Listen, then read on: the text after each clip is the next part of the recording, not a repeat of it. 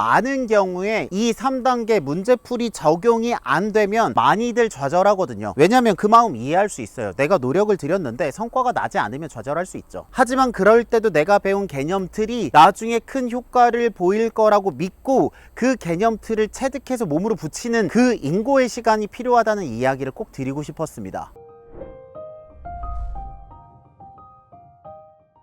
안녕하세요, 대치동 캐슬입니다. 여러분들 잘 지내고 계시죠? 오늘은요, 개념학습을 공부하는 정석에 관한 이야기를 하려고 합니다. 저희들이 워낙 개념에 관한 설명을 많이 하기도 했고 시간이 지나도 이것에 궁금해 하시는 분들이 많아서 이렇게 준비를 했습니다. 제가 생각할 때요, 공부는요 크게 세 가지로 이루어져 있는 것 같습니다. 첫 번째로는요, 그 지식을요 요약해야 됩니다. 이게 무슨 말이냐면 학생들 관점에서 보면 배울 내용이 많잖아요. 근데 그 텍스트 자체를 머리에 넣을 수는 없단 말이죠. 그렇기 때문에 어떤 식으로든 그걸 말로 요약하던 글로 요약하던 전체 내용을 요약하는 것이 중요합니다. 그래서 첫 번째 요약을 해야 되는 거고요. 두 번째로는요, 그 요약된 것들을 자기 몸에 체득하는 단계가 필요합니다. 사람들의 경우에는 오해를 하고 있는 것이 요약도 중요한데요, 요약이 되었다고 해서 모두 다 체득이 되는 건 아닙니다. 물론 기본적으로 요약을 깔끔하게 본인이 했다면 체득이 어느 정도 돼야 되는 건 맞지만 그렇다고 해서 요약을 했다고 해서 모두 다 체득이 되는 건 아닙니다. 저희들의 경우에는 학생들에게 개념을 배우게 하고 그 중에서 중요한 내용들을 백지 개념 테스트를 보게 하잖아요. 원래는 이것 자체도 학생들이 하는 게 맞거든요. 근데 제가 해보니까 이게 안 된 이유가 뭐냐면 학생들이 그 방대한 내용을 가지고 빠짐이 없이 요약을 하는 그 과정 자체가 너무 어려운 거예요. 그렇기 때문에 깨닫게 된 거죠. 아, 학생들이 스스로 요약을 하는 건 쉽지가 않구나. 그래서 이제 선생님들이 전문성을 가지고 내용을 요약을 한 거고요. 그럼 두 번째, 요약된 걸 체득해야 되잖아요. 그래서 저희들끼리도 이게 궁금했었던 거죠. 과연 학생이 만든 틀이 아닌 선생님이 만든 개념 틀을 학생에게 쓰고 외우라고 한다고 해서 그게 체득이 전달이 될까가 궁금했는데 저희가 이거 몇 년 가르쳐 봤잖아요. 해보니까 저희들의 결론은 뭐냐면 그 개념 틀이 물론 본인이 만들면 효율이 조금 더 좋을 수는 있겠지만 다른 사람들이 만든 틀을 체득해서 몸에 붙이면 그 지식의 근원이 본인이든 타인이든 크게 상관이 없구나를 느꼈습니다. 그렇게 첫 번째로는 요약, 두 번째로는 체득, 세 번째로는 적용입니다. 그렇게 해서 체득된 개념 틀을 가지고 문제를 바라보는 거예요. 그래서 문제를 풀 때 아, 이 단원에 이거, 이 단원에 이거 이렇게 조합해서 문제를 만들었구나를 알아야 되거든요. 그런데 여기서 딜레마가 있거든요. 이게 무슨 딜레마냐면 두 번째, 개념 틀을 요약해서 다 외웠다고 해서 그 요약된 개념 틀로 모든 문제에 한 번에 적용할 수는 없습니다. 이게 무슨 말이냐면 개념 틀을 외운 퀄리티와 문제풀이로 나타난 시험 성적 사이에는 상관관계가 높기는 하나 완전 1은 아니란 소리입니다. 그렇기 때문에 수학이 일반적인 암기 과목, 그러니까 개념을 요약해서 외운 것만으로도 점수가 나는 과목에 비해 자기가 요약하고 외운 개념 틀을 적용해서 새로운 문제를 풀어야 되기 때문에 그 복잡도가 조금 더 올라간다고 할 수 있습니다. 하지만 여기서 학생과 학부모님들이 오해를 하고 있다는 게요, 개념 틀을 요약해서 체득을 하고 나서 문제 적용이 잘 안 된다고 해서 개념을 요약하고 틀을 체득하는 과정이 빠져서는 안 됩니다. 왜냐하면 학생들이 받는 엔드포인트, 그러니까 결과는 대부분의 경우 시험 점수거든요. 제가 말씀드린 1단계, 2단계, 3단계가 종합된 점수만을 받는데 그 점수가 낮다고 해서 1단계와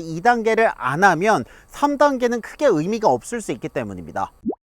제가 지도를 해보니까 많은 경우에 이 3단계 문제풀이 적용이 안 되면 많이들 좌절하거든요. 왜냐면 그 마음 이해할 수 있어요. 내가 노력을 들였는데 성과가 나지 않으면 좌절할 수 있죠. 하지만 그럴 때도 내가 배운 개념 틀이 나중에 큰 효과를 보일 거라고 믿고 그 개념 틀을 체득해서 몸으로 붙이는 그 인고의 시간이 필요하다는 이야기를 꼭 드리고 싶었습니다. 그럼 여기서 다시 궁금한 게 생길 수 있죠. 그럼 그 개념 틀은 어떻게 체득을 할까요? 라고 물어본다면 제가 드릴 수 있는 말씀은요, 읽고 써서 외우는 것밖에 없다고 생각합니다. 사람들은 수학이 이해의 학문이라고 해요. 맞아요, 이해의 학문은 맞지만 실제로 중간고사, 기말고사를 보신 학생과 학부모님들은 아시겠지만 이해하고 숙련된 게 그 제한된 시간 내에 빠르고 정확하게 나와야 높은 점수를 받을 수 있거든요. 그리고 실제로 이해를 했다면 그것이 내 지식으로 붙을 수 있도록 암기하는 과정이 꼭 필요한데요, 사람들은 이해만 하면 100% 암기가 될 거라고 믿고 있는 것 같습니다. 저는 계속 말씀드리지만 이 이 수학의 개념이 야구 게임의 룰과 비슷하다고 생각합니다. 아무리 이 학생이 공을 잘 치고 잘 던져도 야구 게임의 룰을 모르면 훌륭한 야구 선수가 될 수 없듯이 일정 수준의 혹은 높은 수준의 이해를 가졌다고 해서 그것을 쓰고 외우는 숙련을 하는 과정이 있어야 그걸 바탕으로 문제를 풀 수 있을 거라고 생각합니다. 그럼 어느 수준까지 개념을 알고 있어야 되나요? 라고 물어본다면 제가 가지고 있던 본래 목표대로 안 보고 그 개념을 말할 수 있거나 안 보고 그 개념을 쓸 수 있으면 된다고 생각합니다. 물론 여기서 닭이 먼저냐 달걀이 먼저냐의 이슈가 있을 수 있습니다. 그게 무슨 말이냐면 개념이 잘 숙달이 되면 문제에 적용하는 스킬이 늘어나기 때문에 문제풀이 실력이 늘어날 수 있고요. 문제풀이를 많이 하면 그 문제에서 요구되는 개념을 습득하기 때문에 개념틀이 만들어질 수 있거든요. 하지만 본질적으로는 개념틀의 형성과 문제풀이는 각각 다른 영역이기 때문에 개념틀이 아주 잘 되어 있다고 해서 문제풀이 연습을 하지 않으면 바로 고득점의 성과를 내기 어렵고요. 문제풀이를 굉장히 많이 했다고 해서 그 개념들의 조각의 합이 전체 개념틀이 된다고 생각하지 않습니다. 그렇기 때문에 저는 두 가지 다 해야 된다고 생각을 하는 게 학생들이 배운 수학 개념을 한 과정당 4페이지에서 5페이지 정도로 요약을 해서 머릿속에 넣는 과정과 그 머릿속에 넣은 해답지를 바탕으로 문제에 적용을 하면서 내가 배운 개념틀이 어떨 때 어떤 형태로 적용이 되는지를 학습하는 그 두 가지 과정을 모두 병행해야 된다고 생각합니다. 그렇기 위해서는 당장 결과가 보이지 않더라도 개념틀을 형성하고 외우고 숙달하는 그 지루하지만 필요한 과정을 꼭 해야 수학 실력이 늘어날 수 있다고 생각합니다. 제가 영상에서 이렇게 강조하는 이유는요, 이렇게 내가 세운 개념틀이 언젠가 꼭 효과를 발휘할 거야 라는 굳건한 믿음이 없으면 그 개념틀을 습득하다가 포기할 수 있기 때문입니다. 오늘은 공부하는데 필요한 개념학습과 문제풀이 사이의 관계에 대해서 말씀을 드렸고요. 다음번 영상에서 이 각각의 활동에 대해 조금 더 구체적으로 말씀드리겠습니다. 여러분들의 교육을 응원합니다. 저는 대치동 캐슬이었습니다.